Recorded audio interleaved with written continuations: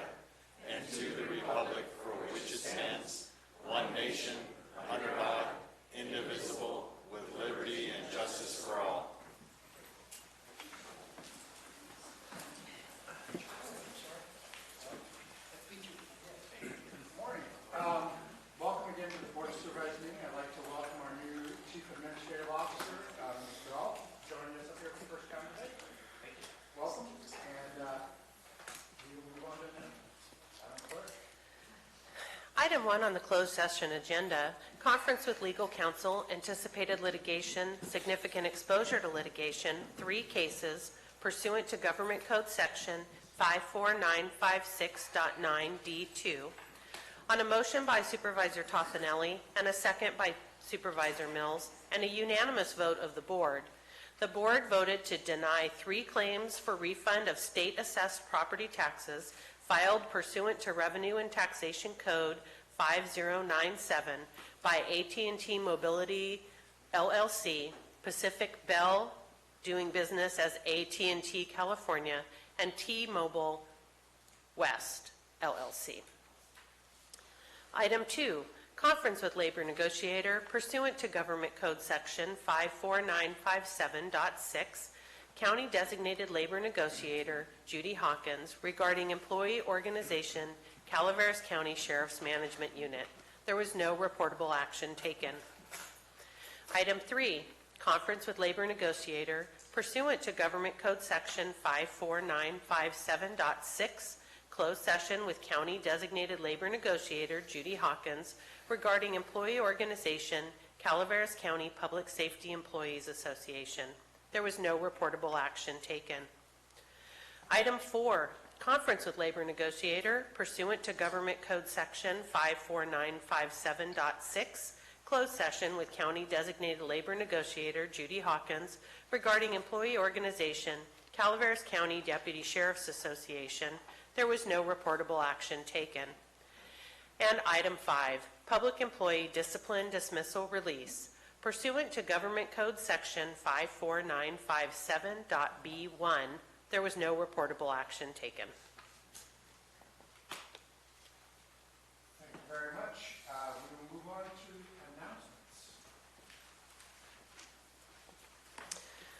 This is a time for board members and county staff to provide updates of upcoming county events that may be of interest to the public. Any announcements from the board, Mr. Mills? Yes, just one thing.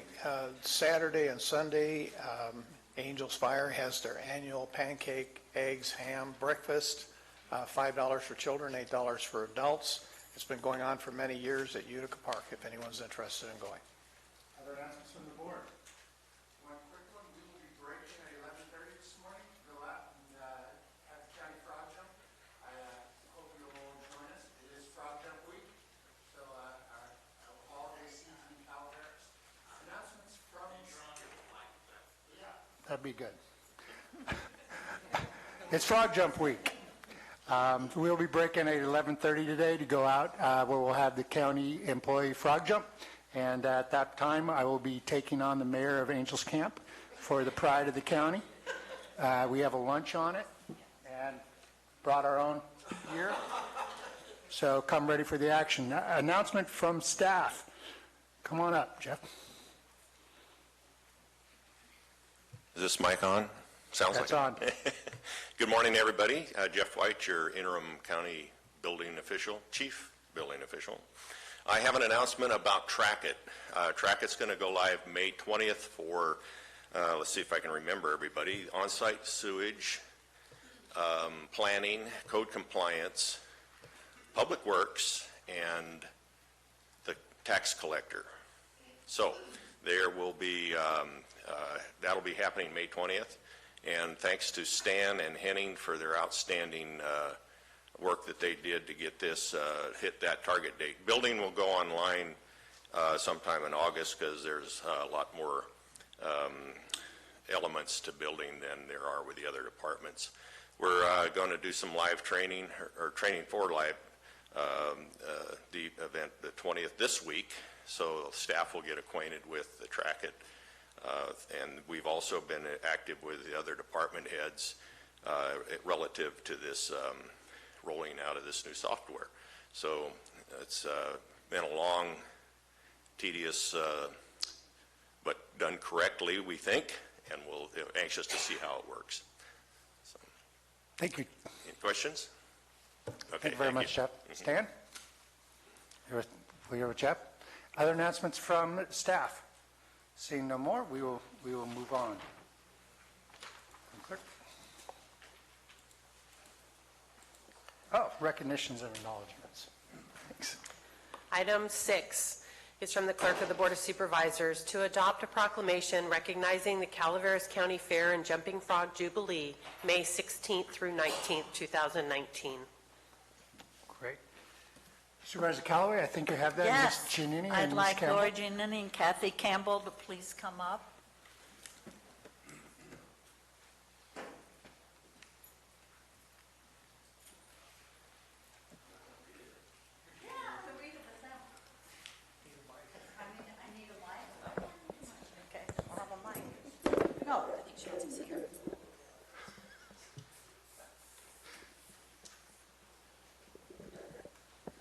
For those of you who don't know these two women, shame on you.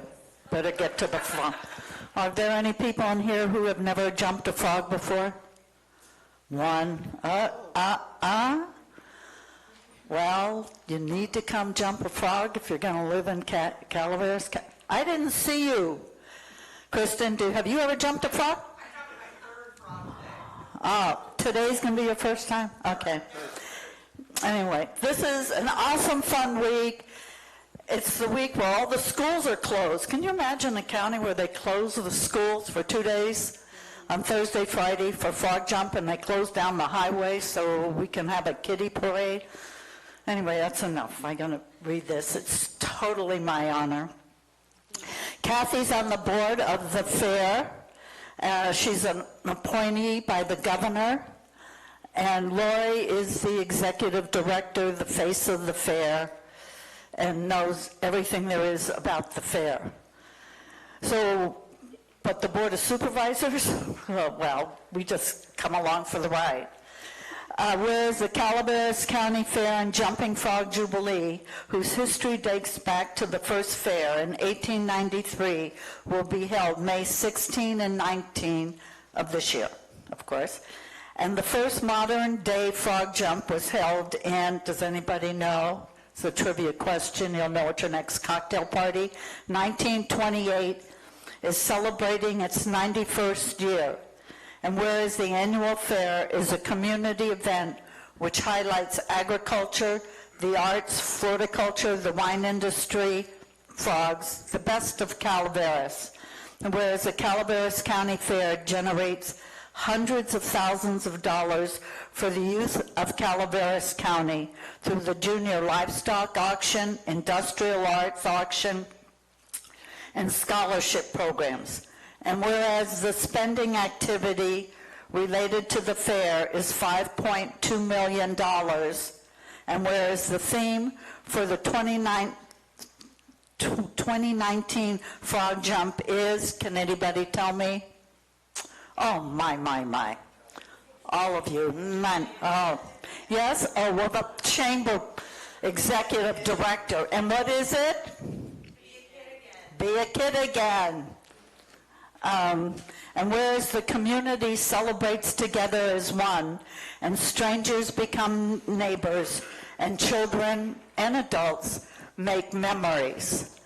So before I ask for the vote, I'd like to turn it back to the chair of the board to see if he has anything he wants to negotiate with me. Thank you very much, Supervisor Callaway. We will move to public comment, and I will start with, I've already issued my challenge to the mayor, but if you want to be part of this as well, we could wager a lunch on there. What do you think, Supervisor Callaway? I'll bet you, and I'm going to bring my colleagues with me. We're all taking you on. I do want a confirmation that that frog is not from the other side of the river, though, Jack. This frog is truly a Calaveras product from Paloma. It is the promise of Paloma, if you missed the sign, and it's a champion. I could tell. This morning, it was the only one that wanted to come out in the cold. So it's a brave frog. And Supervisor Stopper, I do admire your tie and shirt today. That's very froggy stuff. And look at him. And our new CAO as well. You can't fear the frog, Marita. Don't drop that frog. So that's the official chair's frog today. Are there other public comments today on frog jump? We're going to hold it for ransom. Supervisor Mills, you had a comment? Yeah, we're going to hold it for ransom. Hold the frog. Everybody's always picking on Paloma. No more public comment. All right, well, I expect to see you all out as we adjourn at 11:30 out at the picnic for the county staff, and we'll just see who's the most talented jockey here today. So I will ask for a motion. Is there a motion? So moved. Second. Moved by Supervisor Mills, second by Supervisor Toffenelli. All in favor? Aye. Opposed? Passes 5-0. So therefore be it proclaimed that the Calaveras Board of Supervisors proclaims the Calaveras County Fair and Jumping Frog Jubilee to be the signature event in Calaveras County, and it's passed and adopted by this board today.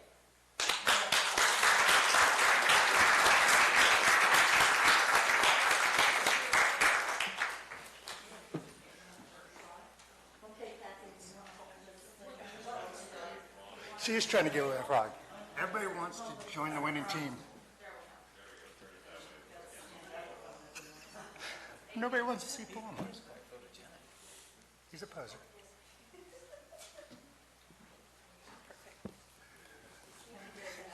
Thanks, Laura. Thanks, Kathy. See you at a fair. See you at lunch.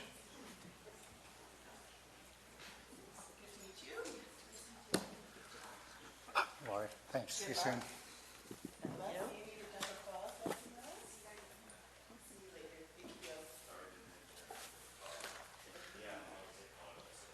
Okay. Apologies accepted. All right, we'll move on to item 7. Madam Clerk. Item 7 is from Health and Human Services to adopt a proclamation recognizing May as Mental Health Awareness Month in Calaveras County. Thank you. I will read this proclamation as I serve on the Mental Health Advisory Board for the county, and I'm happy to see so many good people here who serve on that committee with me. So this is a proclamation declaring May as Mental Health Awareness Month.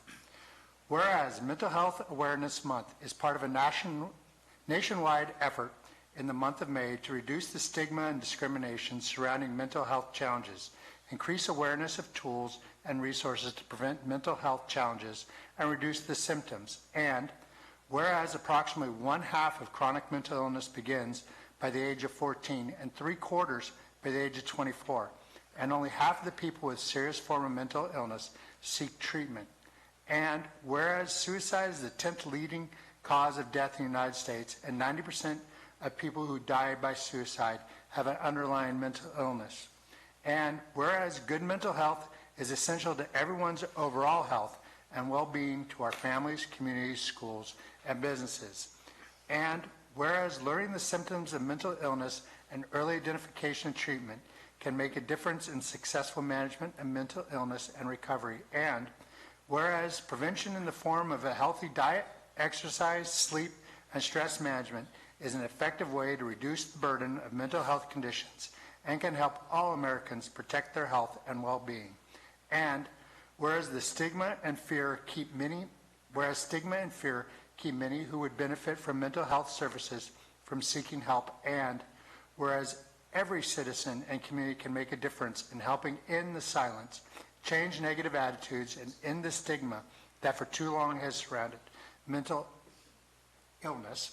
And whereas everyone can support Mental Health Awareness Month and California's mental health movement, Each Mind Matters, by wearing lime green. Are there any public comments or comments from the board on this item? Supervisor Callaway, lights on?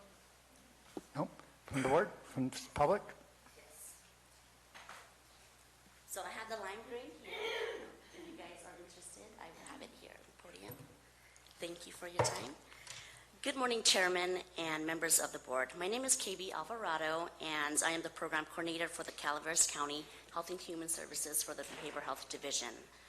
Today, I am here to ask you to grant our request to proclaim the month of May 2019 as Mental Health Awareness Month. Organizations, agencies, and individuals across the nation dedicate the month of May to increasing awareness of mental health issues and educating the community in hopes to reduce the stigma associated with mental illness. We want to start a conversation about mental health, about how anyone can be affected and that mental illness does not discriminate. Mental health challenges cross economic, social, racial, and ethnic boundaries. And you can't tell by looking at someone if they are struggling with a mental health issue. We want to encourage people to talk about mental health. It's not contagious. This I know for personal matter. We want people to be able to have a conversation about bipolar disorder, schizophrenia, or depression without fear of judgment or shame. The living room, I want to talk a little bit about the Mental Health Division sponsor the activities through the month of May. So NAMI Walk, Nationally Alliance Mental Illness, they have their walk on May 4th in the Sacramento. The purpose of this annual event is to raise awareness of mental illness and raise funds for the people of Calaveras County to help individuals and families right here in our region. And the executive director shared with me yesterday, they raised about $3,000. So that was really awesome for a small county. Next, we have Mental Health Matters Days, From Trauma to Hope. This event will be held at the Capitol on May 22nd, which will be on a Thursday, to build support for mental health awareness with the community. 20 to 25 peer members, consumers are signed up to attend this event. And I want to recognize and acknowledge our behavioral health division leadership to support and make this happen for this to happen for all of us to kind of, spend our day there to learn more what's out there. Next, we have Each Mind Matters events at the Living Room Peer Center. That will be on Thursday, May 23rd. All is welcome, and we invite you to come and show support. There will be peer speakers. Peer members actually are going to speak and empower their stories to others by telling their story, a story of recovery and hope. The living room provides opportunities for socialization, education, information on resources, outreach, and help people with mental illness and peer support for recovery in safe and caring place. And I want to, again, to acknowledge and recognize all of the peer consumers and peer staff that organized this event, and hope to see you all next Thursday. I thank you. Thank you very much. So anybody else like to speak to the subject? Wendy? Good morning. My name is Wendy, and I currently work in behavioral health for Calaveras County. I've been working with clients involved in mental health court. One day a client asked me, "Wendy, why do you care? Why do you care about people like me?" I simply said, "Why wouldn't I?" Truth is, I care because I've been there. I can talk to you about broken families, addiction, depression, loss, survival, grief, heartache, death, abuse, neglect, abandonment, suicide, and betrayal, or a specific diagnosis. However, I can also talk to you about empathy, kindness, compassion, love, energy, forgiveness, self-love, strength, peace, healing, recovery, gratitude, grace, hope, and the power of positivity. All of these experiences have made me the woman I am today. I am both a combination of light and darkness, and I may be flawed, but I'm not ashamed of my story. I'm a survivor, so having the opportunity to work with clients and witness their success continues to help me heal. Sorry, I don't know what. With that said, we have our first graduate from Mental Health Court, Casey Martin, who is here to speak to you today. We will have another graduate this Friday, another in June, and I believe others will continue their way to successful completion. I want to thank everyone involved in Mental Health Court, currently Milton Milshak with the DA's office, Savannah Goley with probation, Kayrona Hoskins with behavioral health, and Judge Healy. So first, can I have Casey Martin and Ken Martin, his dad, come up?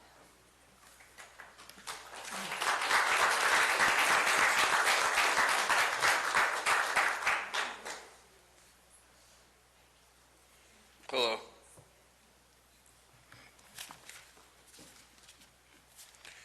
All right.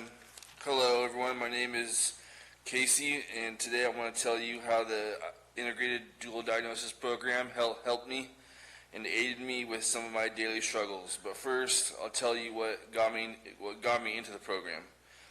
Since 2014, I've struggled with mental illness. I was diagnosed with depression, and that quickly turned into the occasional psychosis.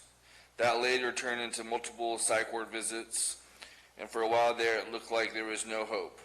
My family didn't know what to do, and then came a blessing in disguise. I got arrested. Part of my terms were probation and being required to attend an integrated dual diagnosis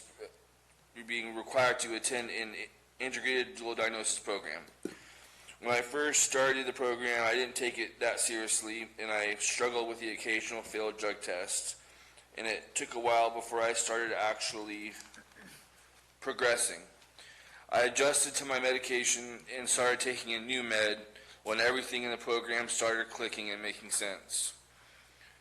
With almost daily help, very important help from my caseworker, and weekly meetings with the IDT crew, including the group therapist, it seemed like my mental illness finally started becoming under control. I experienced 2 different group therapists, and they both helped me with my recovery. My caseworker was also important in my life while in the program, going out of her way to make sure I was well fed, had shelter and transportation, and had someone to confide in. After almost 2 years in the program, with a few setbacks in the beginning, and losing a good friend from the program, I graduated. Life after the program has been satisfying, to say the least. I still have access to groups and unending contact with my caseworker.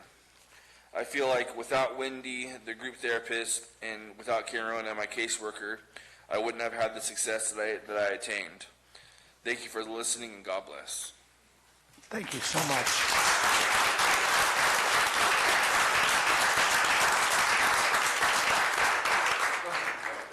He's gonna leave me standing up here.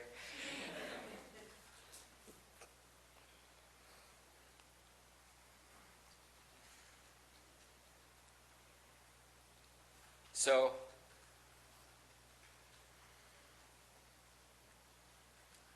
very nicely done.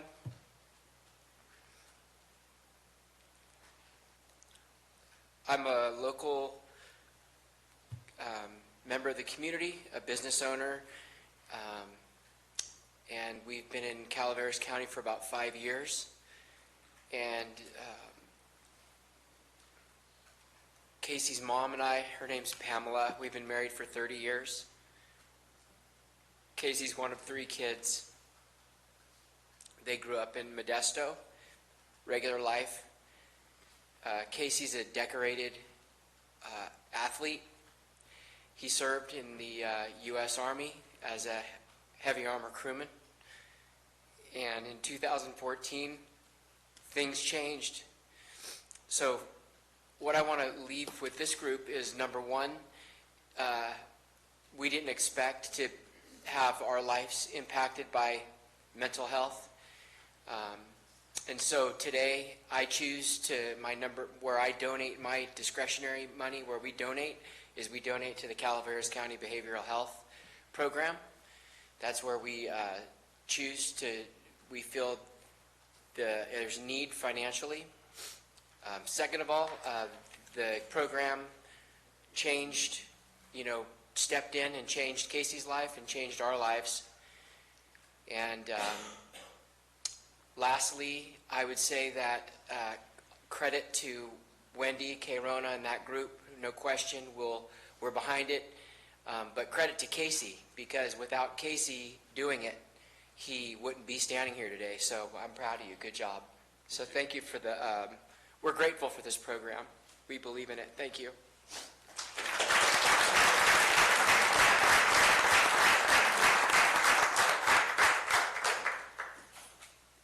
We have one more guest speaker, and this is Amanda Funk, and she's currently in the program, and she has some words to give you guys also.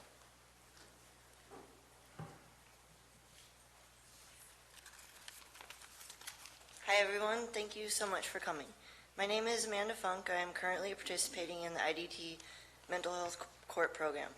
I was so excited when Wendy invited me to speak today. This program has truly changed my life, and it gives me pleasure to be able to talk about it with you today. First, I would like to tell you a little bit about myself. One of the projects we have done was to write our life story, and Wendy thought I should share that with you today. It's kind of long, so bear with me. I was born May 4th, 1986 in Stockton, California. My mom and dad had been together for 10 years. My mom had my 2 older sisters from a previous marriage that my dad helped raise. My mom had wanted a 3rd child for a long time, but my dad thought he couldn't have children. Then finally, after 10 years of trying, I was finally born. We lived in Stockton for 5 years, then we moved to Valley Springs so I could go to better schools. My oldest sister, Chantel, stayed in Stockton and moved in with her grandma. So it was my mom, dad, sister, Dusty, and I. At first I was sad because there was no Toys R Us. There wasn't any other children around to play with because everyone's houses in Valley Springs was miles apart. Fortunately, though, we lived just a block away from the Calaveras River. My dad would take me fishing, and my mom would take me to pick flowers and explore. My dad wallpapered for a living in Stockton. I was always sad when he left for work. We have always had a really good relationship, so I hated being away from him. My mom stayed at home with me, but she suffered from bipolar disorder. That was hard for me in some ways. She would go for months being depressed and mostly staying in her room trying to sleep. Then she would be manic for a few months and go to bars to sing karaoke. She didn't drink or do drugs. She would just go kind of crazy sometimes. I don't really remember what she got mad about. I just remember her yelling and wanting me to clean the house. If she was fighting with my dad for whatever reason, he would go stay with his mom in Stockton, and then my mom wouldn't let him pick me up to get at him. I hated those times. Now that I'm older, though, I feel that my mom had a bad childhood, so I guess that's why she was crazy sometimes. I know she loves me a lot, though, and we have a great relationship now. My mom and dad told me that when I was 10, that they hadn't really been together for years, that they were just staying together to raise me. I didn't want my dad to leave, but was happy that he was free from her because sometimes she would yell at him, and he wasn't doing anything wrong. He started coming home less until eventually just stayed living with his mom. We always kept in touch over the phone, though, and still have a great relationship today. My sister Dusty got pregnant and married when she was 17. I was excited thinking we were finally going to have a baby in the house because I always wanted a younger sibling to play with. Unfortunately, though, my mom was mad about it and kicked her out. I still got to visit my sister and her husband and new baby Alexa a lot and loved it. I spent a lot of time with my sister and their family growing up on trips, going to amusement parks and different things. I have 4 nieces and 3 nephews between the 2 of them. High school was pretty fun time for me. Well, besides my freshman year, I started getting psoriasis, and it covered 80% of my body, and it took the doctors a year before my sister took me to a dermatologist that took a biopsy and found out what it was. And all I needed was to take a few prednisone, and it was gone within weeks. Before that, they kept giving me different creams that never really helped. It was really embarrassing during that time because I looked like a freak, so I would wear long sleeves, even gloves in the summer, to try and hide it, and hated going to school or anywhere really. After my skin cleared up, though, I didn't feel self-conscious about being overweight or having too pale of skin like I had before, and I had the skin problem because I was just happy I wasn't covered in red splotches anymore.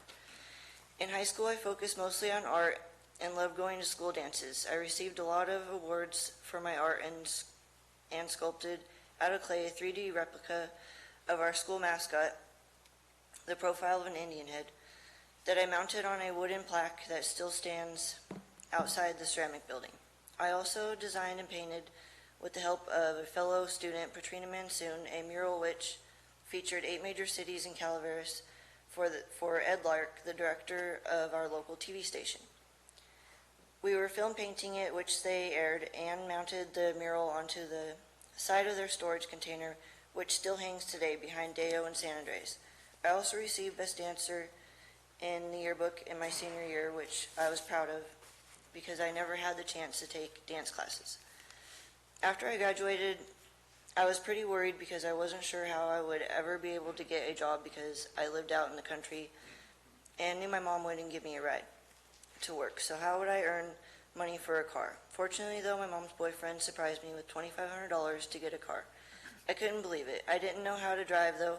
My sister and her husband took me car shopping, and we found a 95 Chevy Cavalier for $2,800, and luckily my sister paid the difference and taught me how to drive.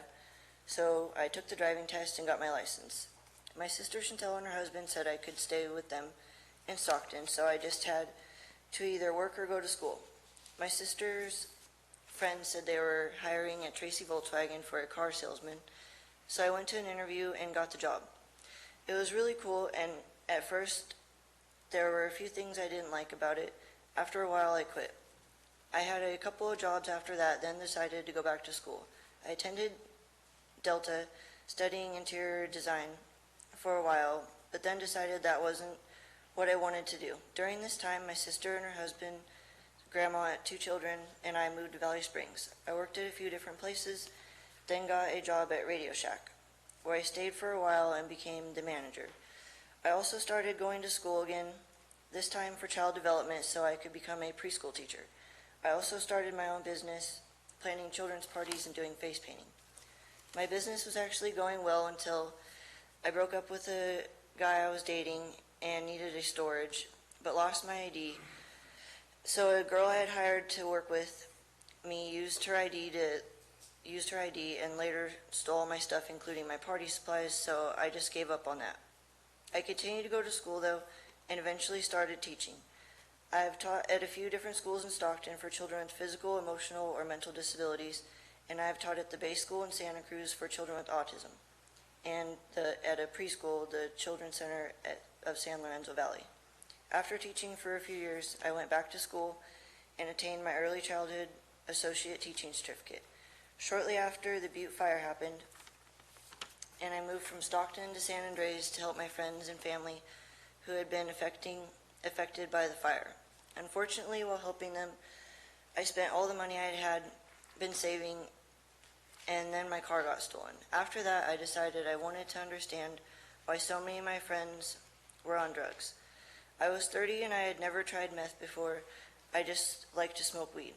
So I tried it, and at first I didn't feel any different. I used for about 3 months, then decided it was dumb and quit for about 6 months. I was having a hard time being homeless though and couldn't seem to get help, so I figured screw it and started smoking again. It was like if I smoked with my friends, at least it was time I could be in a house and not outside. And since I had nowhere to sleep, it made it easier to keep going. After a year of this, I decided I didn't want to do it anymore. I learned a lot about it and why people do it, how people are when they do it, and how I was on it and was done. I was still smoking like once a week. I was arrested for vandalism. The people at the park assumed I did it. I think because I had drawn a flower on the playhouse months before. The flower was pretty though. The graffiti some teenagers did with spray paint all over the ramp in the bathroom wall was gang related and had bad words. Something I would never do. They also graffitied a sign at Habitat for Humanity, so I got 2 felonies for that. At first, it was unfortunate that I had been convicted of something I did not do, but I was still struggling with addiction and getting my life back on track. So in the end, it led to me getting the help that I needed. When I began the IDDT program, I first met with a counselor to set some goals and talk about things I was struggling with in my life. I didn't have a steady place to live, so I needed help with simple things like getting my laundry done and going grocery shopping. My case manager, Kay Rona, took me to the laundromat and paid to have all my clothes washed, dried, and bought me a huge container of laundry soap and dryer sheets. We went to Deo and got some coffee to drink while we waited. This might sound insignificant, but it was a big deal and helped me and mattered a lot to me. I would have clean clothes so I could feel good about myself and make it to appointments I had. It was also nice to be able to get help from someone who wasn't expecting some kind of favor in return, which I had encountered a lot. One of the goals I wanted to accomplish was to paint another mural in town. I had painted one in 2004 and thought it would be a good way to get back to my roots, feel accomplished again, and give back to my community. My counselor, Megan, received approval that I could paint a mural on one of the walls in the group room at the annex, where I attended group therapy once a week. Karona then took me to purchase paint and supplies, and I got to work. After about 6 months, we had an unveiling party with the other members in group and Karona, Wendy, and Laurel. My mural was finally finished, and I would forever be a part of the annex. I felt great to finish something I had started and be productive again. I think IDDT is a great program because instead of feeling punished, I feel like I have gained a support group, and when I need help, they are there for me. I've learned there are many reasons why people turn to drugs, but that I shouldn't be ashamed of being weak. Instead, realize there was something lacking in my life, and I just needed a little help getting back on track. Besides learning about the causes of drug abuse and mental illness, some of my favorite parts of IDDT is the fun activities we do. We have gone bowling together, played frisbee golf, and played Pictionary and charades, which I think is a very important part of the recovery because it shows you fun social activities that don't involve drugs. Something else significant I received help with was when I got a job, Karona took me out clothes shopping. I was so appreciative so I could feel confident at work. I now work at Sierra Energy in San Andres and live with my boyfriend in town. I have been clean for over a year and will soon be finishing mental health court. I am proud to be among the first to have completed the program and hope to encourage furtherment of this program to help others because I know that it works. Thank you.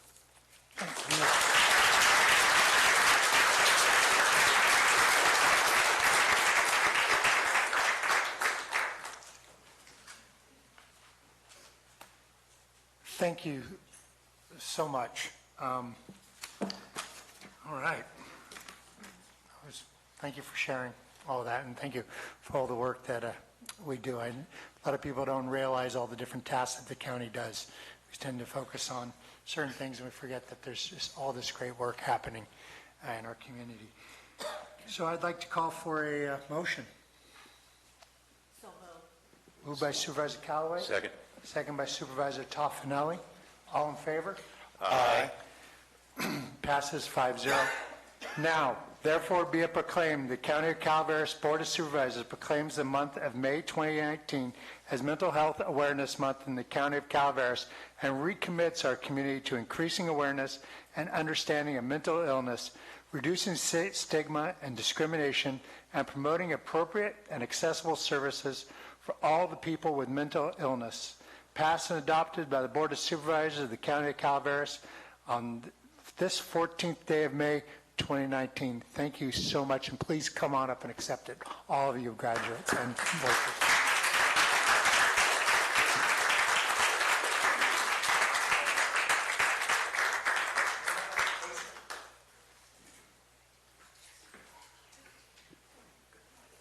I just don't want to be in.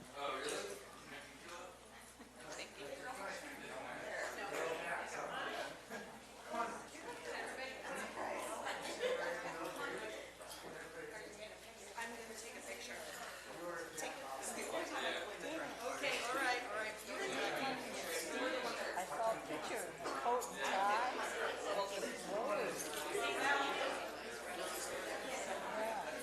Are you still with Bob?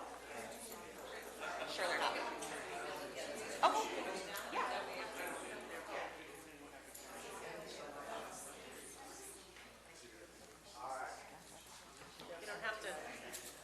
Please. You go. No, you go. Okay, I'll go.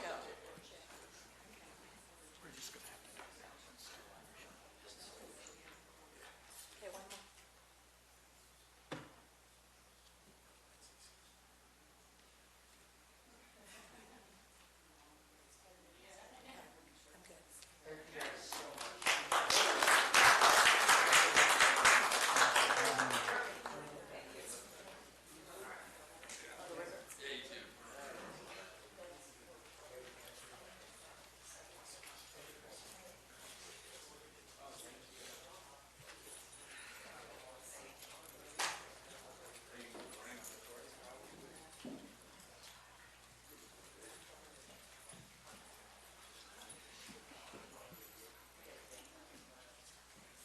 Thank you, Stacy, for passing it. Thank you.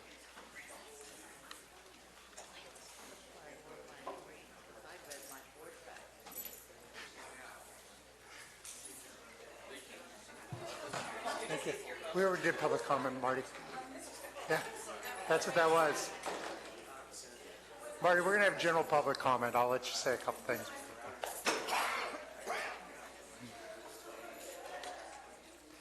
All right. Thank you very much, everybody, for coming, and a lot of courage there. Thank you. Item 8 is from Public Works to proclaim the week of May 19th through 25th, 2019 as National Public Works Week in Calaveras County. All right, Josh, that's a hard show to follow. And actually, do you want to, why don't we do, Ben will start the proclamation, and then you can do the presentation. This one really touches the base that we talk about a lot. There's so much the staff, management, all the way to the head that does for our county. It takes every one of these individuals in Public Works to get things done, so I'll start off with that. Whereas Public Works professionals focus on infrastructure, facilities, and services that are of vital importance to sustainable and resilient communities and to the public health, high quality of life, and well-being of the people of Calaveras County. And whereas these infrastructures, facilities, and services cannot be provided without the dedicated efforts of Public Works professionals who are engineers, managers, and employees at all levels of government and the private sector who are responsible for rebuilding, improving, and protecting our nation's transportation, water supply, water treatment, and solid waste systems, public buildings, and other structures and facilities essential for our citizens. And whereas it is in the public interest for the citizens, civic leaders, and children in Calaveras County to gain knowledge of and to maintain a progressive interest and understanding of the importance of Public Works and Public Works programs in their respective communities. And whereas The year 2019 marks the 59th Annual National Public Works Week, sponsored by the American Public Works Association and Canadian Public Works Association. Now therefore, Public comment. Mr. Pack. Good morning, Chair Garamendi and members of the board. My name is Joshua Pack. I'm your Director of Public Works and Transportation, and we're asking you to proclaim the week of May 19th through 25th as National Public Works Week here in Calaveras County. So Public Works is one of our largest departments here in Calaveras County. There's a number of different divisions, including road maintenance, engineering, fleet services, business administration, and administration. The county is also responsible for a number of important programs, including the Capital Improvement Program, the county surveyor, our stormwater permitting program, and a large number of county service areas, permanent road divisions, lighting districts, and traffic mitigation fee programs. We feel we have more interaction on a day-in, day-out basis with the larger population than any other department. Our folks drive our roads. We hear a lot from our folks that drive our roads. And we think some of the programs we do help save lives, whether it's safety projects on important infrastructure or whether it's responding timely to an emergency. The work we perform can be engaging and critical to the community, from responding during these snowstorms and flood events to helping replacing aging bridges and other infrastructure. And I think most importantly, we get to live our childhood dream. As kids, we played with Legos, erector sets.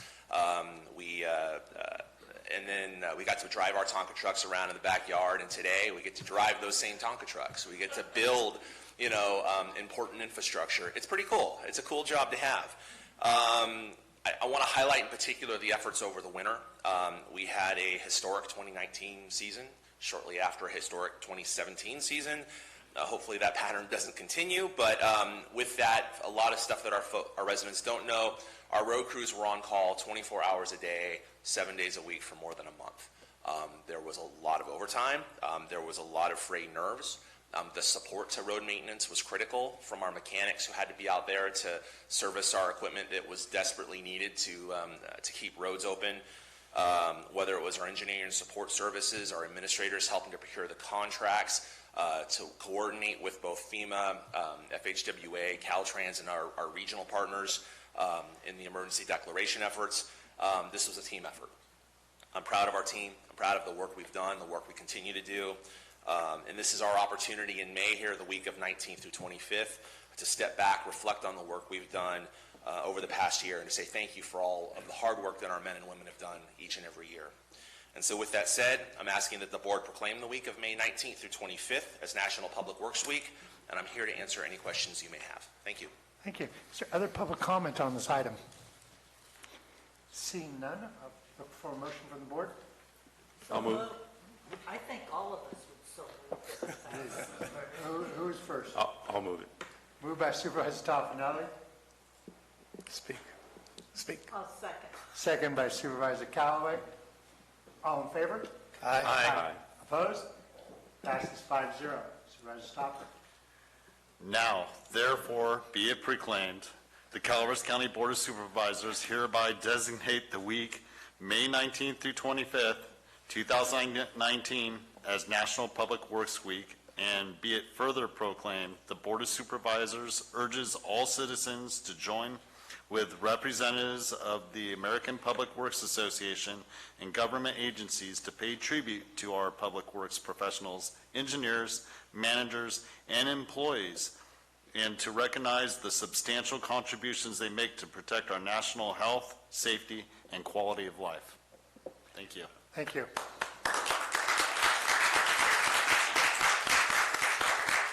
Josh, you want to come up and get the proclamation? I think all of us have Public Works on speed dial. Certainly do. Thank goodness.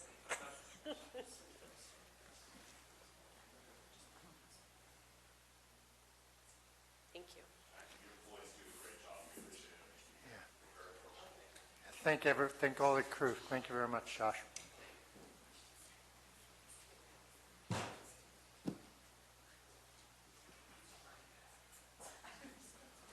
All right. Move forward. Madam Clerk, public comment. General public comment. Any item of interest to the public that is within the subject matter jurisdiction of the board and is not posted on the consent or regular agendas may be addressed during the public comment period. California law prohibits the board from taking action on any matter which is not posted on the agenda unless it is determined to be an emergency by the Board of Supervisors. If public comment is completed before the 30-minute allotted time period, the board may immediately move to the next order of business. If public comment is not completed during the allotted time period, it will be continued as the last item of business in order to provide an opportunity for the remainder of comments to be heard. Are there any public comments on items that are not on the agenda? So if it's on the agenda, wait for that item to be called. Sir? Good morning. My name is Tim O'Laughlin. I have a handout for you first.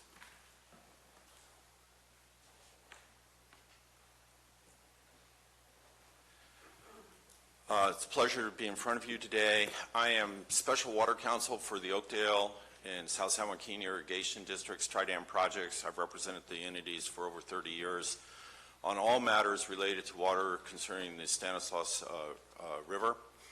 I'm a handout to you, and I've already talked to Supervisor Mills prior to the meeting here today.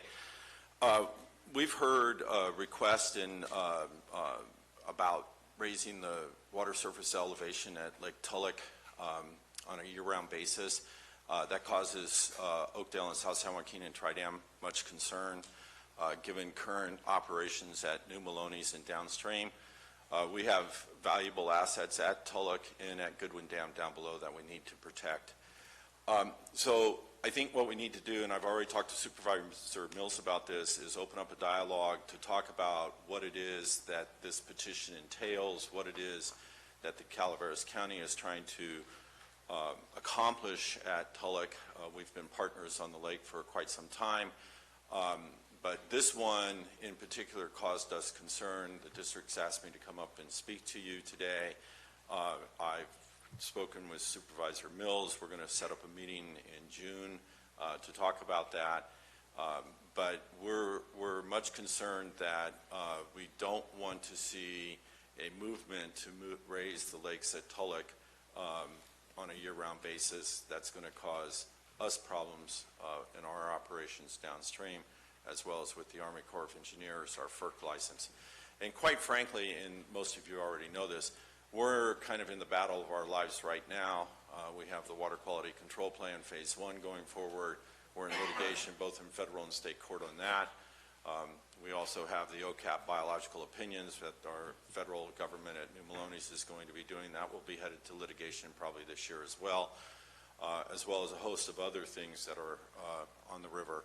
So we'd like to take a breath, and maybe if there are issues and concerns regarding Tulloch, talk about those, develop those, but immediately right now, we're right in the midst of, as you've probably been reading in your papers, this ongoing water litigation, war, fight, whatever you want to call it. And so our assets are a little bit thin to be devoting times to an issue like this, but we are concerned, and we do look forward to working with you and others on this issue and other issues regarding Tulloch, because we're very concerned that our operations and how we run Tulloch fits in with what the county needs are in regards to recreation, water surface elevations, and those other types of issues. So if you have any questions. Thank you very much. Perfect timing. Thank you. Next speaker, Marty.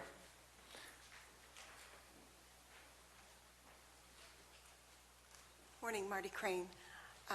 So what we just heard is a planning issue, something that we have been focused on for many years here in Calaveras County in our general plan update. So the general plan update is moving right along, and the clock is ticking. So I encourage everyone to please go to calaverascap.org, and where you will find all the documents over the last 12 years. This is a group that it's the only group that's been front and center and have all the documents over on this plan for the last 12 years. And so I encourage you to please go there. We the people, we the taxpayers, paid over $900,000 for the Min-Tiered Harnish general plan update document, which has never been released to the public, to the Planning Commission, or to the Board of Supervisors. So before we get to the last minute here, which we're almost there, where we have to approve an updated general plan, which has no viable alternative to consider, which is a requirement, I'm begging you, please, to release the Mintier Harnish report. A long time ago, on a couple occasions, I brought this up at the Planning Commission and was told by the planning director that, oh, well, all of the community plans are folded right into, because I was asking about the community plans, which are the voice of the public, which is another requirement of a planning document. He said that they're all those are just folded right into the plan, but those can be amended by anybody at any time a number of times throughout the year. So that means that the first time you amend it, the voice of the public is changed. Second time you amend it, it's gone. And then also, about a week later, I was at the Board of Supervisors and I mentioned it again, and County Council at that time said, oh, the Mintier Harnish report is every bit like the general plan that we have now.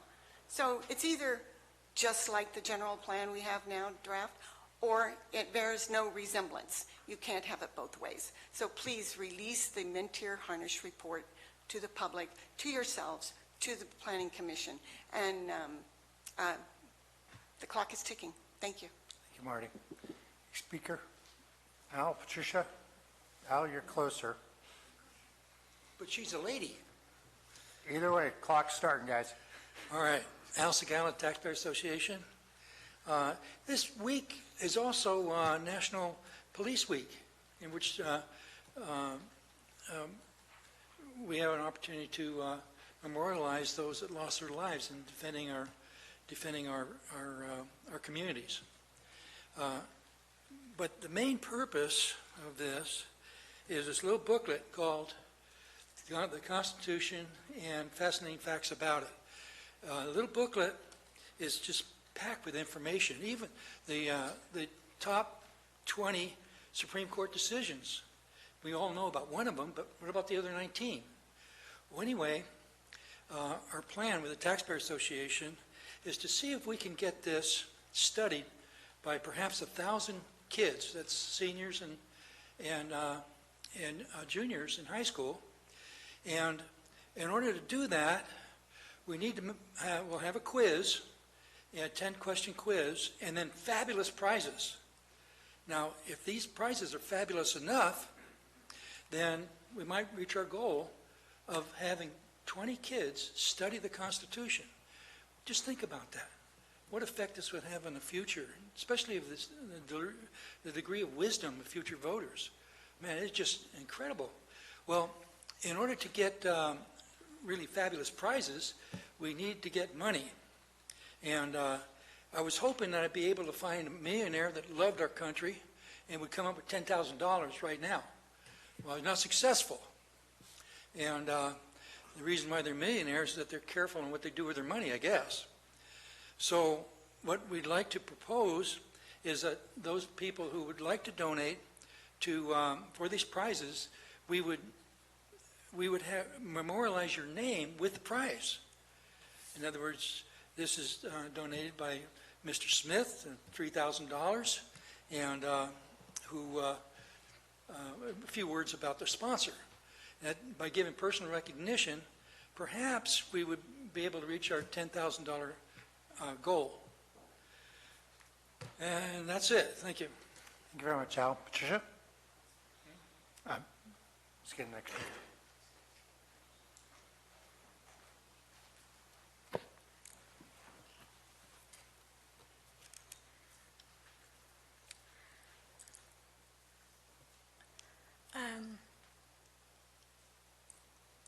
I'm very disappointed about the way things have gone the last month or so, as far as pot is concerned. And I think that the mental health presentation was very poignant in that they brought out that drugs get involved when people try to solve their problems, and they reach out to that, and it is a dead end to a very deep pit. And it isn't just the people that are using the drugs. It's the people that live around the people that use the drugs. People lose their sense of right and wrong, and they aren't trustworthy with your whatever it is you might have. And for instance, one lady said her car was stolen. That's what happens. And it makes me feel very sad that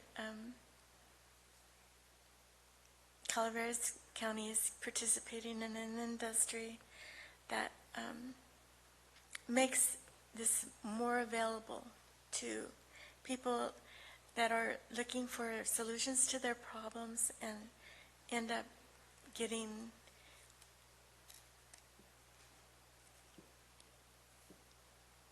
taken over by these drugs. And so when I was a kid, I grew up on a ranch out in the boonies and 17 miles from no place. And we had to go home and do chores. And one of the things we did was milk cows. And then we fed the cows, cleaned out the stalls. That was part of our chores before we went in and helped our mom get dinner. And I found that when we put the milk into the refrigerator, the cream rose to the top. And the truth will rise to the top. Unfortunately, it won't be in time for a lot of people. Thank you. Thank you. Neil, how many other speakers do we have? Okay, Neil, you'll be our last. Good morning. I wanted to make everyone aware that the CDFA has issued regulations on what registration applications should look like for growers and breeders of hemp. The potential nuisance argument is flawed, and in the Capitol right now, SB 527 will establish that cannabis and hemp have agricultural designation under the Williamson Act. And this is a right to farm county, and manufacturing is a goal of the Economic Development Office. Failing to end this moratorium will be missing a major opportunity. There are new industries such as hard hemp flooring, which is held together by soy glue, has no volatile organic compounds, and couldn't be a safer alternative to the formaldehyde and other flooring that exists. And even Levi's is incorporating it into their jeans, making this all public, because the rest of the world is accepting this industry. And even foreign countries are being allowed to export their genetics into the country because there's a lack of established seed supply that is properly certified. Forbes projects CBD market to be $16 billion by 2025, and really normalization is what we need. To be hidden out of sight and out of mind because it is not the proper way to go forward, because it only perpetuates the division in this county. We've been treated like second-class farmers and business owners, and bridging this gap will help heal the wounds of the past 2 years. Encouraging public acceptance of what a significant contribution the community and to the economy that we make would go a long way.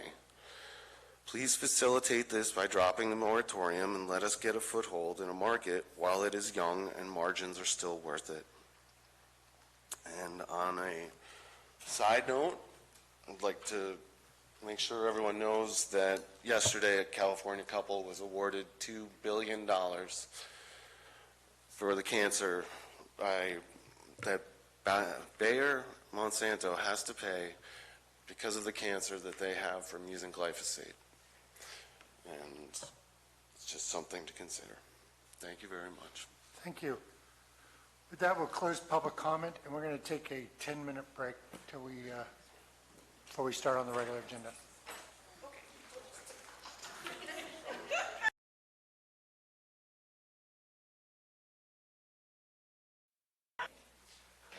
And I think you should take the resolution away from him unless he jumps. Supervisor Callaway, I'm sure that our Director of Public Works intends to jump a frog today. No, I correct? think I'm going to make him my pinch jumper. Don't We'll be have to work kicking this his out can on break. down Let's get on. We've got a 11:30 break. Let's move through this agenda. Madam Clerk. Consent agenda. Consent agenda items are expected to be routine and non-controversial. They will be acted upon by the board at one time without discussion. Any board member, staff member, or interested party may request removal of an item from the consent agenda for later discussion. Board members. Supervisor Mills. Yes, I'd like to pull item 28. I will be recusing myself for that particular item. Supervisor Toffenali. I will pull item number 27. I also will be recusing myself from that item. Supervisor Callaway. Nope. No, why do you have to recuse yourself? When we get back to it, I'll explain. Okay.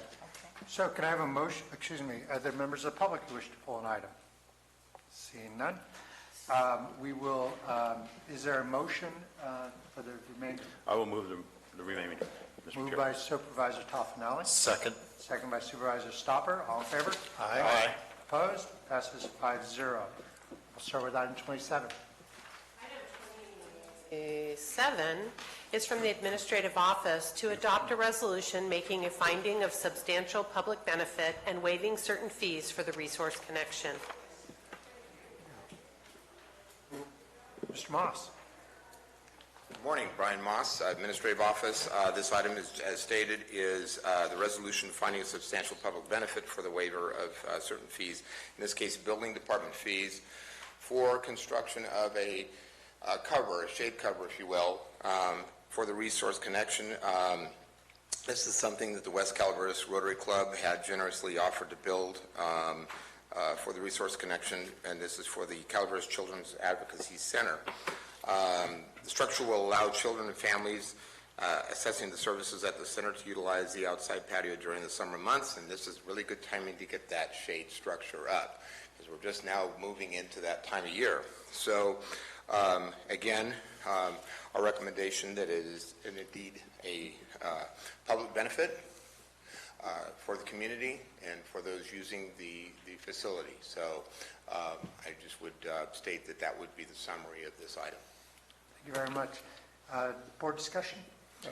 Mr. Chair, I will be recusing myself in this item simply because I am president of the West Calaveras Rotary's Charities Foundation, who is paying for this, and if it does not pass, then we will be paying the fees. So I will recuse myself at this time. Supervisor Stopper? When you just brought up, you brought up the building permit fees, Mr. Moss. Is the, included in this is the waiving of the planning fees from the planning department also? Was not aware of any planning fees on this. It is, this is in the planning PD zone. This is brought forward to Peter originally. So for this to be done, the planning fees need to be part of this, because this is a donation by a nonprofit, West Rotary, to help a children's crisis center. And for the small amount that they're donating, the planning fees do need to be part of this. Do we know what those planning fees were? About $3,000. Okay, thank you. This is the first I've heard of this. Thank you. I originally brought it forward to Peter Moore, and then it went on to building at the same time, so both these should be together. If I could suggest, that sounds like an awful lot. I would like to hear more about that. That's already been paid or has not been paid? It has not been paid. What it is the West Rotary is donating a shaded roof for a children's crisis center, so the kids, when they're having an issue, have a shaded area during the summer that costs $1,900. And because it's in planned development, there is a planning fee that is instated because of anything being done within a planned development area. Supervisor Callaway? It doesn't sound like this would be something that would require the PD review. I could ask counsel, because she is on the attorney for the planning department. Wise? I am not aware of the project, or I would have to look at it. I don't know off the top of my head whether this would be subject to. Can I suggest that perhaps we table this till later on in the meeting and give you an hour or so to talk to Peter and figure out what's... Peter's not in downtown. Okay. so it's not May I optional. may I make a recommendation? Please. And that is, as you'll see by the resolution, that the Board of Supervisors has the authority to waive, obviously, the local fees under their jurisdiction. We don't have the authority to waive other fees that are outside of our jurisdiction. What I would simply recommend is that because of the resolution, I would just modify that to state resolution making a finding of substantial benefit and waiving certain fees and for the resource connection, and that's how I'd probably do that. Take the $800 out for the building department, not worry about the amount for planning at this point, unless planning has an issue with that. But really, it's up to the board to waive those fees, and I would just make it a simpler item. Okay. I would concur with what Brian has said and have the item amended as he's stated. Okay, hold that thought. Let's do public comment, and then we'll come back and call this up. Madam Counsel, you had something you wanted to add? I just wanted to take a look at how this was agendized. I mean, I'm concerned that if we extend it, that we might need to bring it back. Bring it back. If we're extending the amount that's in the resolution or waiving additional fees beyond what's in the resolution. But what we're doing is modifying it. The resolution, we're not changing the dollar amount, we're just modifying. Okay. We're taking out the dollar amount. We're taking out the okay. dollar amount. Okay, it's not going to have a dollar amount. It's not going to have we're a gonna waive dollar the fees. amount. So we're just saying we're waiving it. Is there public comment on this item? Hi, my name is Francisco de la Cruz. I'm a member of the West Calaveras Rotary, and I've been assigned the project to get this to happen. I've been working on it since March, and originally I was told that there was a PRD, something design review. I was originally told it was a $3,600 fee.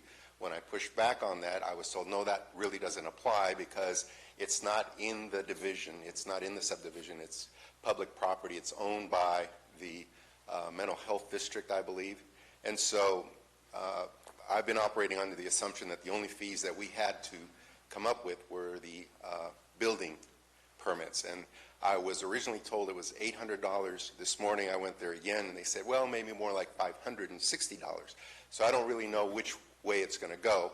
But I've been working on this since March to get it on this agenda. And I don't know how long it's going to take to resolve a question of 3,600 or 500 or what have you.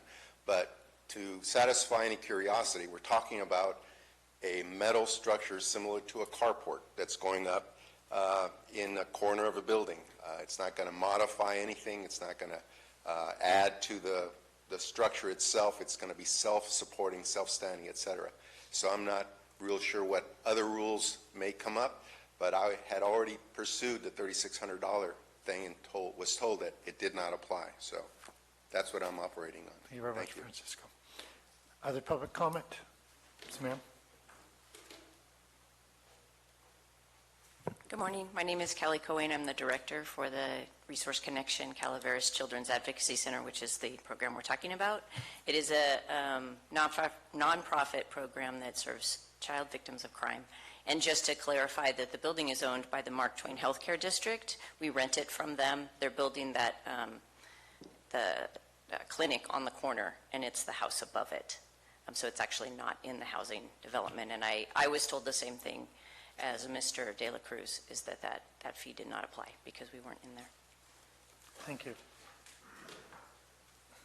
Ms. Corda?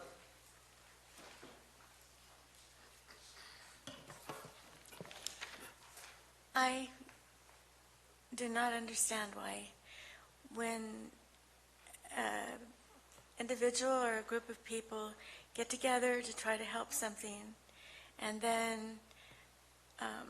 it's hurdle after hurdle, red tape, without any end. I just don't understand why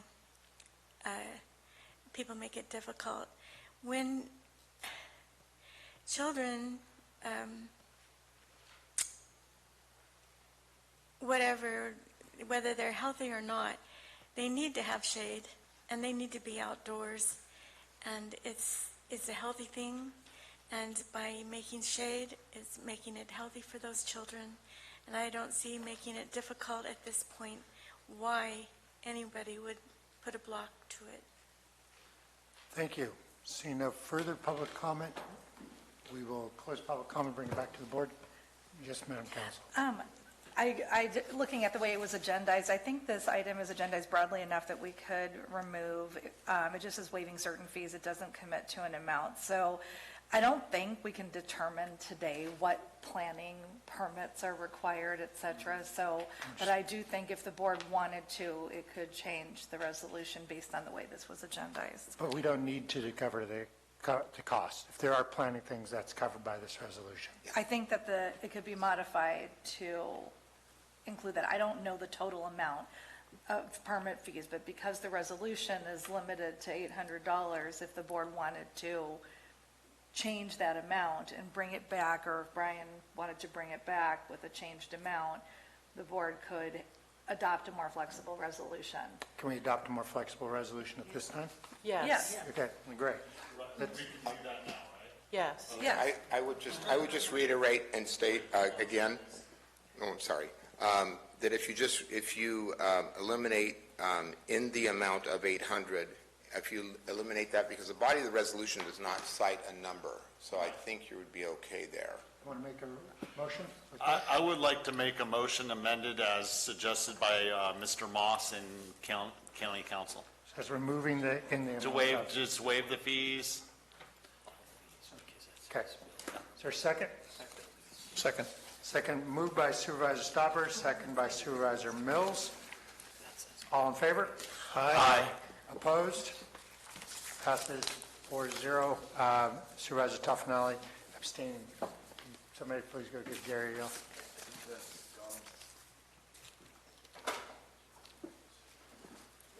Thank you.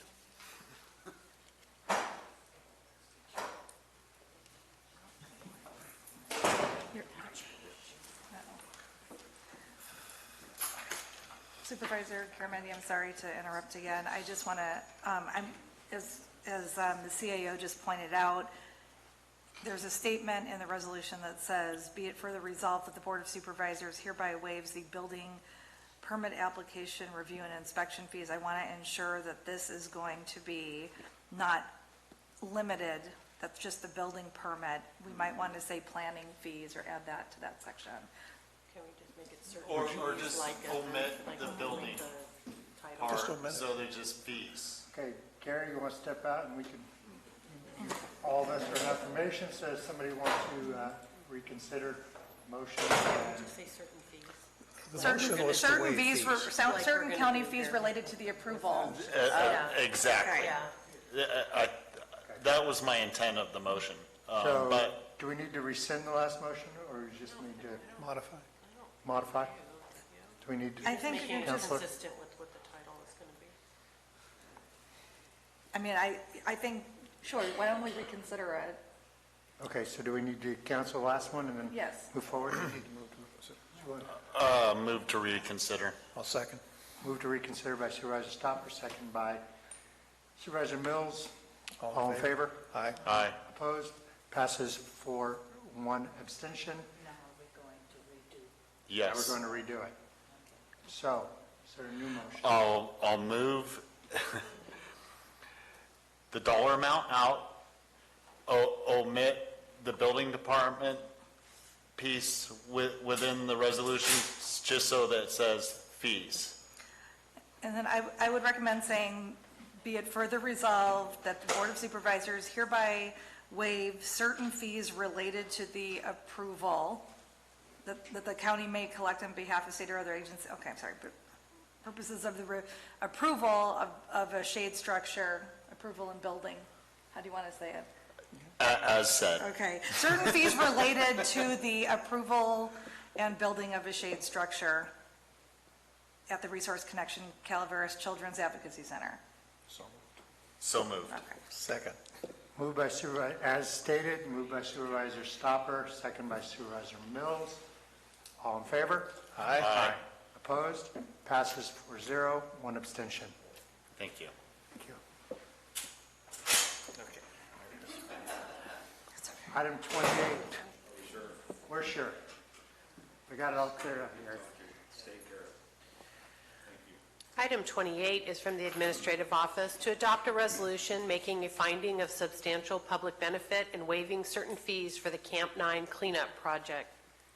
Supervisor Mills? And with that, Chair, because I'm the one that brought this forward on behalf of the community of Vallecito, I'll recuse myself to just... Is there a conflict? I mean, you're not... No, I'm not, I have nothing to lose, but I just don't want the appearance that there might be something that I'm going to gain, so I'll step out for the meeting. You sure? Okay. Dennis, there is none. It's all right. We'll get her done. 28, Mr. Moss. Good morning.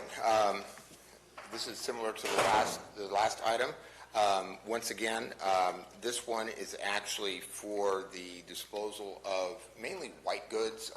Some of you have visited Camp 9 Road, both Lehigh property, Lehigh former Calaveras Cement, Lehigh Heidelberg. Also, BLM property is an area where there's a lot of debris that is taken out in that area, and people use it for target practice. It generally is white goods, meaning refrigerators, washers, dryers, that kind of thing. There's obviously a lot of brass out there as well. There's a burned down mobile trailer. We have about 4 cars out there. We have a truck topper out there as well. A lot of items out there. It's obviously an attractive nuisance. It's blight. Supervisor Mills approached me and stated, as part of IWM, that that's an issue they'd like to clean up. He has volunteers that are willing to actually do that cleanup. As part of that cleanup, obviously, we have a charge at Red Hill Annex, and that's the point of this. This resolution is to waive any IWM fees, whether it be anything being brought into Rock Creek, Solid Waste Facility, or the Red Hill Annex. Thank you very much. Other questions from the board? Yeah, Brian, President Callaway. we used to clean up Camp 9 before. I mean, we'd even send Public Works trucks down to, and we never, ever charged to take all that stuff down in the gullies at Camp 9. Is this new policy that we're starting to do it now? I'm not aware of what was done in the past under IWM. I just know that in order for people to bring in, our set policy and board adopted fees are that we charge X amount of dollars per white good. So when trash like this would come off of Forest Service lands or BLM lands, the county never charged before. So, I mean, I guess I was trying, I didn't know if this was a new policy on behalf of the board to... Well, by what I see on the books, board adopted fees would be charged no matter what. And because this is something that's coming off of BLM, coming off of Heidelberg, and it's really not so much about those issues, it's more about the fact that they're white goods, the community's picking it up, we didn't want to charge the community for actually hauling it and then certainly disposing of it. So if Public Works picked it up, we wouldn't charge, but if the community picks it up, we do charge? Well, the Public Works is responsible for the public roads, as you know. We don't charge for that. You are correct. No, this is more off of the roads. If it was on the roads, I know absolutely. it is, and we've done it several times over the years. Sorry, never mind. It's fine. Supervisor Toffenelli? Yeah, and Marita, you're correct, and I think you were thinking back to when it was all over the side of the road down the gully, and we were cleaning it out and cleaning it up, and we had that discussion at the time. I don't think we did anything policy-wise different, because at the same time of that era, we were beginning to charge $25 per appliance, and there was a big, but we cleaned that area up once several years ago, and there was no charge because Public Works at the time was doing the work and hauling it off to the landfill. So. And some of you may recall the Mitchell Mill cleanup, which was up in the Wilseyville area, and of course we'd written a grant for that at the time that paid for all costs. Now whether some of that went towards IWM disposal costs, I can't say, but yeah. Thank you very much. Any comments from the community?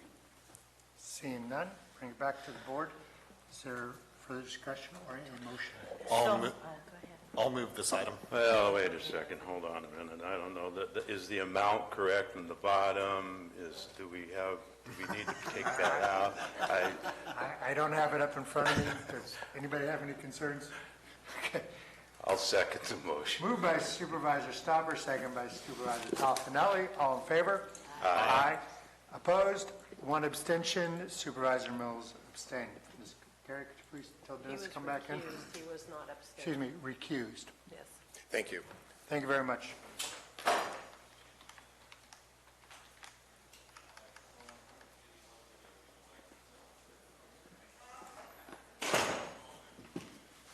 All right, guys, we have 55 minutes. Go. Go. Item 29 is from the Sheriff's Office to accept donations from Calaveras County Search and Rescue Team totaling $41,284.77 and authorize the Auditor Controller to include these items on the Sheriff's Office Capital Asset Inventory, and from Barry Mackler totaling $1,147.81, and recognize these donors for their continued support of the Calaveras County Sheriff's Office. Under Sheriff Macedo. Good morning. I'm going to do the donation from Mr. Mackler first, because we have two representatives from Search and Rescue here that I'll introduce in just a moment.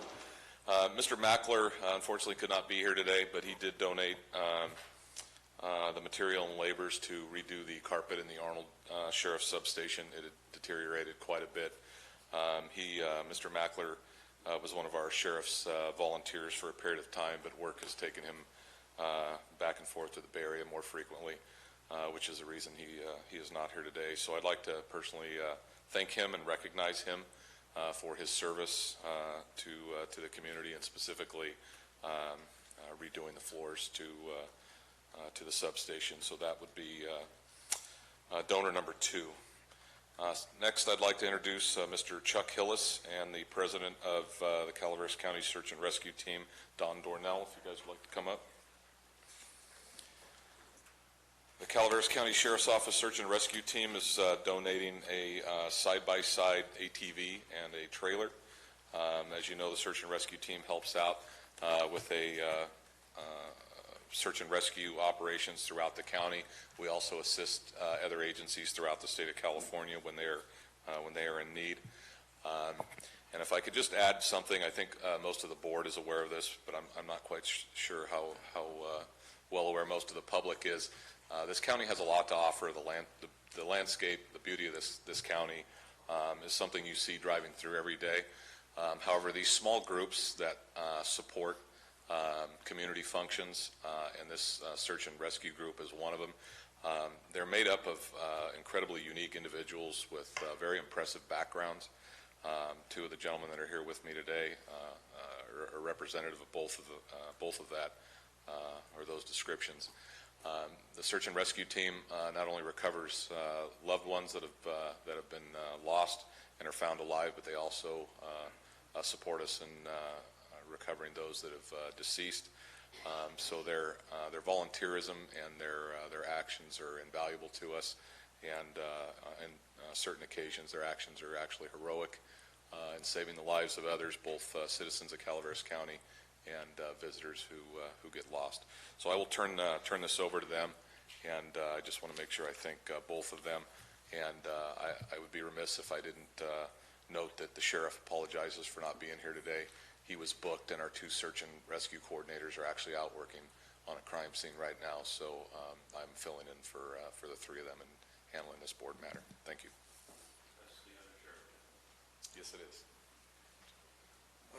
Well, thank you, Undersheriff, for that introduction. Mr. Chair and the board, my name is Don Dornell. I am the current president and chairman of the board of directors of the Calaveras Search and Rescue Team. With me today is Chuck Hillis, who's also a member of our board of directors. Mr. Hillis and his wife Donna have been longtime members and support personnel for our team. We are a group of about 30 volunteers from throughout the county, but also residents outside of our county who are sometimes weekend visitors who belong to our team. I want to thank the board for this consideration of this item, but I also want to recognize that we wouldn't even be here today without the support of the Winter Creek Foundation, who provided the Calaveras County Search and Rescue Team with a $100,000 grant in 2018. The board then, we had targeted a number of items, our wish list, but then the board did our due diligence, and we went through a bid process, and we purchased a Polaris Ranger, which is a off-road side-by-side vehicle.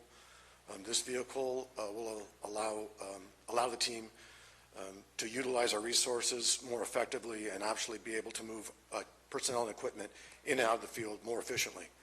We also purchased a trailer, or are purchasing a trailer, for the transport of that vehicle from our cache, which is at the maintenance yard in Arnold, to anywhere in the county. We have chosen to donate that to the sheriff's office to be part of their rolling stock inventory, but we'll be using that for search and rescue purposes. The SAR team volunteers give a lot of their time and effort. They bring a lot of expertise to the county. This will allow us to be more effective and efficient in what we're doing. I'd also like to acknowledge Lieutenant Sturm and Sergeant Stark, who could not be here today, who have been very supportive and I'd say very effective leaders through the sheriff's office in coordinating a unique collaborative effort between volunteers and sworn personnel. We've been able to grow the team, and we continue to search for ways to grow the team. So part of this is I'd like to encourage anybody who wants to volunteer to reach out to us, and they can contact us through Calaveras County SAR, Calaveras SAR, not county, CalaverasSAR.org. That's our website. Reach out to us. We'll welcome you to a meeting. We meet once a month. Volunteers give about 3 hours a month to attend a business meeting, and we have a short training period. And then one weekend a month, usually it's a one-day event where we actually get out in the field and do training. We just did some rope rescue training this past weekend. We also work with our neighboring counties on mutual aid. We sent people to the Paradise Fire last year to assist with the search for victims. We assist Alpine County quite a bit, especially since they are actually blocked off during the winter from access from the rest of their county. We provide a lot of assistance up to Bear Valley. So we appreciate the support of the board in this, but we also greatly appreciate the support of the sheriff's office in working together to accomplish our mission, which I might want to put out is to aid the lost, injured, and imperiled. Very brief, but it says a lot about what we try to do. Do you have anything to say, John? I'd just like to thank the board for their continued support, because we'll be probably working with you in the future also. Thank you. And on behalf of the board, I want to thank you and your volunteer activities a great deal. I mean, it's wonderful how you contribute to your community, and it's much appreciated as a force multiplier with our sheriff's office and in our community. Other comments from the board? Just say hi to Donna. Are there other public comment on this? Seeing none? Fair enough, Marty. Usually we don't do clapping, but we'll let that one good. Very true. Very true. I'll bring back to the board for discussion or a motion. Chair, I'd like to move the item. I'll second. Moved by Supervisor Mills, second by Supervisor Toffenelli. All in favor? Aye. Opposed? Passes 5-0. Thank you both very, very much. Yeah, you're right. We have clapping a lot today. It's Frog Jump Week. We can have What the heck? what the heck. We are now recessing as the Board of Supervisors. Reconvening us as the Air Pollution Control District. Item 30 is from the Air Pollution Control District to approve a budget transfer of Air Pollution Control District funds from contingencies. This action requires a 4/5 affirmative vote of the board. Good morning, I'm Doug Carson. I'm with Calaveras County Air Pollution, and I'm speaking in place of Brad Banner. He's out of town. This is a simple transfer for the budget. There was a calculation error when putting together salaries, and so we need to readjust the budget to be able to deal with that. It's that simple. Are there any questions from the board? Supervisor Mills? Any public comment on this? Seeing none, I'll bring it back for the board for a motion. I'll move this item, Mr. Chair. Moved by Supervisor Toffenelli, Second. second by Supervisor Stopper. All in favor? Aye. Opposed? Passes 5-0. We are now adjourning the Air Pollution Control District and reconvening as the Calaveras County Board of Supervisors. Thank you, Doug. Item 31 is from Animal Services to hold an appeal hearing and grant a variance from the financial gain requirement of County Code Section 6.18.040 so that Calaveras Humane Society may obtain a commercial kennel license from the Department of Animal Services. Good morning, Board. My name is Evan Jacobs. I'm the manager of Calaveras County Animal Services, and we are here today asking for a variance specifically for the commercial license holder operator, in part where the primary purpose of such activity is for financial gain. Humane Society is a nonprofit. They're a 501c3. We only have 2 permits, a private kennel license and a commercial kennel license, and they do not fit in either one.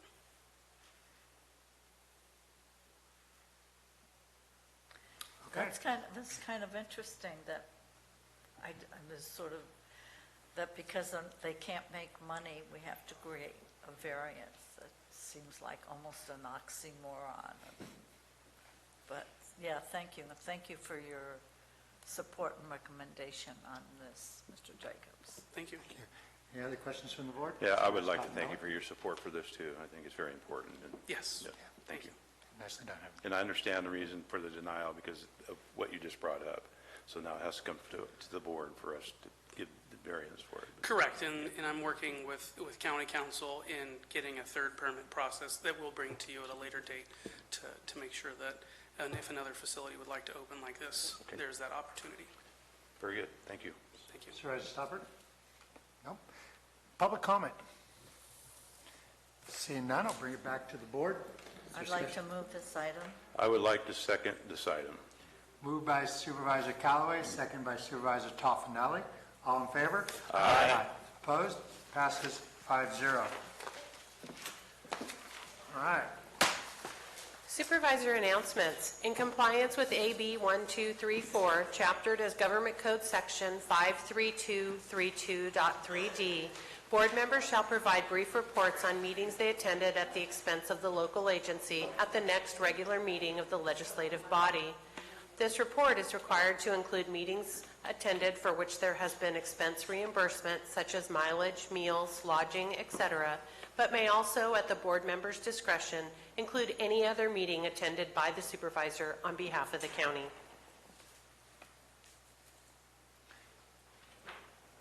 Supervisor Toffenelli, you want to start today? I have nothing that I cost the county that I did. I did go to several meetings, but did not charge the county, so. Supervisor Stopper? I've been to quite a few meetings, including a COG meeting while some other people attended a dinner.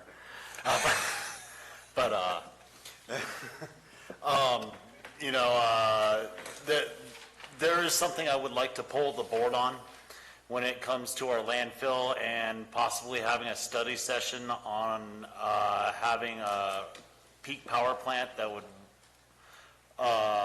that's being proposed to us. There is a group that did a proposal, and there's a couple other groups that are doing proposals on that peak power plant, and I think that this could be a benefit to the people in the county, and they said that they could put together a study session, and they could probably get it into about half an hour, so it's not one of our marathon study sessions. But it would be something to educate the board, and then we can make an educated decision on it, whether or not it's something we are willing to move forward on into the future. So you want the presentation will be by staff on the peak power plant concept, Yes. correct? Sierra, do you want to weigh in on this? No, actually, I think it's a good idea. I've been briefed by. Can you turn your mic? I'm sorry. Look a red light. There you go. No, I agree. I think it's a good topic. It's, as I've suggested before, it's a good opportunity for us to look at alternate revenue sources, and this is one that would be a sustainable effort as well. So Staff has the bandwidth to get her done?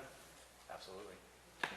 Okay, so is there there's a poll before the board to have a presentation on peak power plant by Integrated Waste Management. Where's everybody at? Supervisor Toffenali? Sure. I'm a yes. Obviously. Yes. Supervisor Having been through this before several times, there's, I think, questions that need to be resolved, including those people who are proposing it and the impact. Remember, Supervisor Spellman brought this up, and I can't remember, did you bring it up before, Gary? I believe so. Yeah, it's been Before? for a while. I mean, it's sort of a cycling on, cycling off issue, and I would just caution that, having been from the utility industry, there's a little bit more to it. So, I mean, I guess I'm not supportive, but I think I would like maybe Mr. Stopper and Mr. Alt to kind of talk about it before it comes back to the board. Okay, so Absolutely. That's what a study session's for, to there you address go. these So issues. we'll actually integrate this into either a meeting or a separate date, depending on how much time, but as soon as that's ready, sounds good. Put it on the Yes. agenda. Okay. That's clear. So I'm uncertain if Supervisor Callaway said yes, she was in favor, or no, she was not. Yes. Thank you. That was unclear too. Supervisor Stopper, anything else? No. I'll be fine with that. Thank you. Supervisor Mills? Yes, I've had 2 meetings with the Eastern San Joaquin Groundwater Basin Authority in the last 3 weeks. They're coming down to the close for their delivery of their plan in January 2020, and I've asked for the Eastside GSA to gather up together in a meeting as to how we would work going forward with, do we need to modify the MOU? Do we need to change who is going to be doing what as part of our responsibility? But I think that as soon as the East Side can sit down and decide what that looks like, then they need to bring it before the various agencies, boards like this one, so we can have a chance to review it before we get to January to where we have to start implementing the plan, that we have an opportunity to decide how we want to implement it, what parts we want to play in it. So that's going to have to be in this next 6 months of having those conversations, not only with the East Side GSA, but also with this board. So we decide what we want to do and how we want to get it done. Also, Chamber of Commerce, Good Morning Calaveras was a really good meeting, and then the fair kickoff dinner, of course. Yeah, Hot Copper Car Show, almost 300 cars there last Saturday. Great event, and I look forward to the one that's coming up in Murphy's next weekend after this one. So just kind of keep that in mind. Calaveras County fly-in at the airport was well attended Friday before last, and looking forward to having another one of those next year. Rides, $20 a head at that, and they could not get them all in. So it was a really great event. And that's all I have. Thank you. Supervisor Callaway? I'll be at the fair volunteering most of the week. I have Central Sierra Child Support LAFCO meeting. I am having a meeting with PG&E regarding their aggressive tree removal program. So so if there's one other supervisor who would like to meet, if that's an issue in your district, please let me know. I'll be going to the Senior Awards Luncheon on the 21st. And I do have a question about this, Dennis, that this gentleman that came and spoke, You'd have to do it offline I have to talk about it offline? with me personally. I do? Otherwise, it's an agenda item. Marita, Central Sierra, you have, I don't show a meeting Central this month. Sierra Child Support, Yeah. I have for Monday, There's a LAFCO meeting Monday, but and I have LAFCO. So we don't have Central Sierra Child Support? I don't have it down. Oh, I do. We Well, went to maybe I'll- we went to quarterly We we get went to quarterly. quarterly meetings. I'll find out. Okay. All right. All right, I had a flood of meetings like Supervisor Toffenelli, but they didn't cost the county any time. So with that, any items from the staff? Supervisor Alt, excuse me, CAO Alt? No, sir. Fishing day. Oh, you want me to cover that? I'm sorry. I had brought that up myself. May 4th, my last official act as a Fish and Game Commissioner was to help move that Kids Fishing Day forward. I had the honor of being there as the CAO. I'd already started. Most importantly, Fish and Game Commission had sponsored the plant of several thousand pounds of fish. I think the number totaled close to 1,000 fish. I think it was 3,000 pounds total. We had an all-day event. The Amador fly fishers came out and volunteered for the kids. They kept tight lines for all the kids. The commission did a fantastic job in organization. Our own supervisor Stopper cooked nearly 200 hot dogs. He had the grill going all day. It was a great event for the community. It was at, I should have mentioned earlier, it was at Murphy's Park, and it was a perfect place to have the event. And I think, Diane, you may know for sure that's the 4th year that we've had it here, 5th year, more than that? Oh, it's been that long. At that I just mean at that location. So 4 or 5 years at that location is perfect. So put it on the calendar for next year. It's the first weekend in May every year. Thank you very much. Counselor? Nothing to report. Madam Clerk? I just want to encourage everyone to participate in the Government Center Frog Jump following this meeting, and good luck to all the frog jockeys.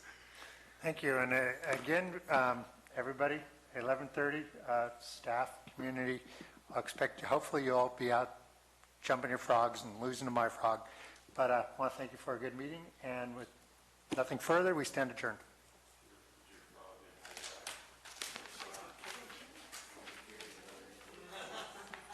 He's tried to get out.